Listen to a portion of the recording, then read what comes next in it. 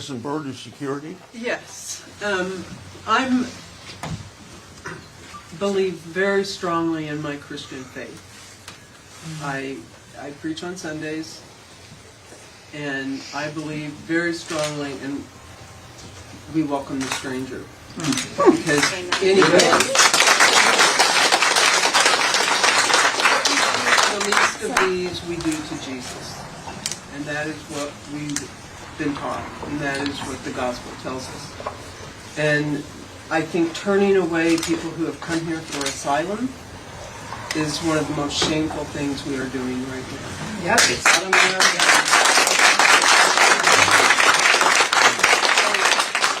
I just want to know, for you as a senator, as my elected senator, is there anything you can do so that we can follow international law better, or just the ideals of our country, to be a place of hope for others, where they can come when they are searching for a home because they have no place else to go. Take down the Statue of Liberty. Everything that we can do legally under our laws, we can. We welcome refugees. That's the legal status. Senator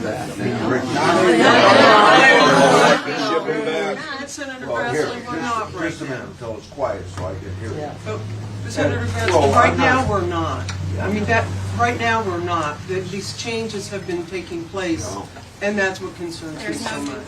It hurts. No due process. Yeah. Okay. So with laws. I would welcome refugees, and I would welcome people that need asylum. Are you going to bring that guy back from El Salvador? Yeah. Are you? Yeah. Why not? Well, because that's not a power of Congress. Supreme Court said to bring him back. Judges are, Yeah. and the president is upholding the Constitution. He's defined the You're on the Constitution. Judiciary Committee. Trump don't care. If I get an order to pay a ticket for $1,200 and I just say no, does that stand up? Because he's got an order from the Supreme Court and he's just said no. Yeah. He just said, screw it. I'll be able to answer your question. You ignored my letter. Guatemala or El Salvador is an independent country. The president Speak up, please. We can't hear you. The president of that country is not subject to our U.S. Supreme Court.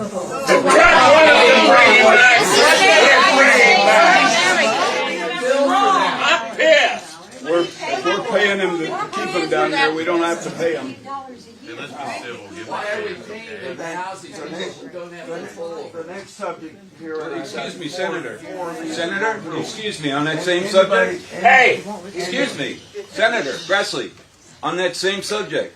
The Constitution, the framers of the Constitution, said that every person, not citizen, every person within the jurisdiction of the United States has due process. That has been violated.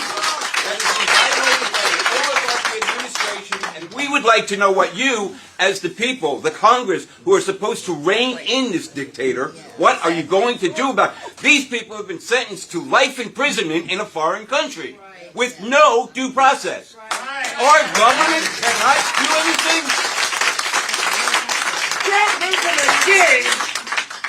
Why won't you do your job, Senator? yeah.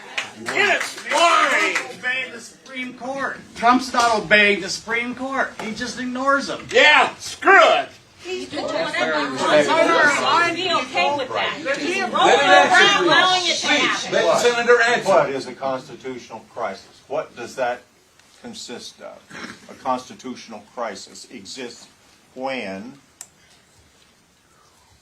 you have a president who ignores the Supreme Court. You have a Congress who fails to rein in a third branch of our government. That's right. Who is now violating our Constitution. You took an oath. I do solemnly swear or affirm. Do you remember that, sir? Yes, sir. That I will support and defend the Constitution of the United States against all enemies, foreign and domestic. That I will bear true faith and allegiance to the same. That I take this obligation freely without any mental reservation or purpose of evasion. And that I will well and faithfully discharge the duties of office of which I am about to enter, so help me God. Sir, will you act upon your oath? Yeah, I thought that I was, when I answered, I'll wait till the clapping's done. I thought when I answered this guy's question, I was doing what the Constitution requires. I'm trying to recapture the constitutional authority of Article 1, Section 8, one of the 18 powers of Congress, to regulate interstate and foreign commerce by introducing the bill, which is a bipartisan bill, Yes. to make some of the mistakes that Democratic Congresses made in 1963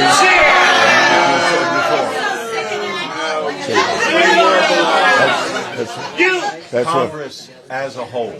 That's what I'm doing. Congress as a whole, Yeah. bipartisan, has the power to act, to bring Can you wait till they shut? Be quiet. Congress as a whole, bipartisan, has the power to act to bring the executive branch to heel. Yes. Yeah. Yes. Now, And they're not doing it. introducing a bill, yes, that's one thing.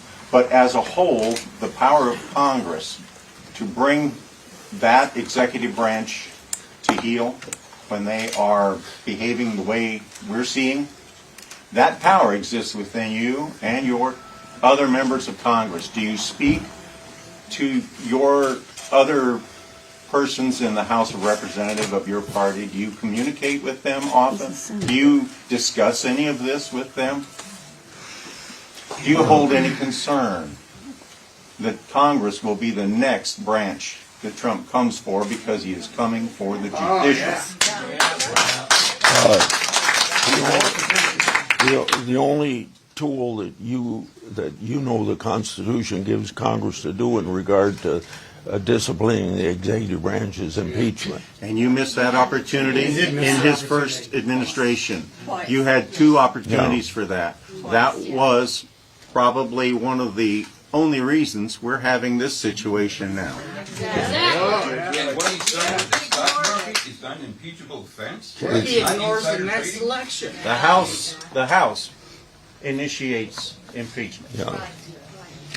Would you remember what I started with? I said that the way I conducted the meeting in Hampton, I was chastised before because I didn't allow anything other than people to complain about Trump. So I'm going to go through this list and then we'll go back.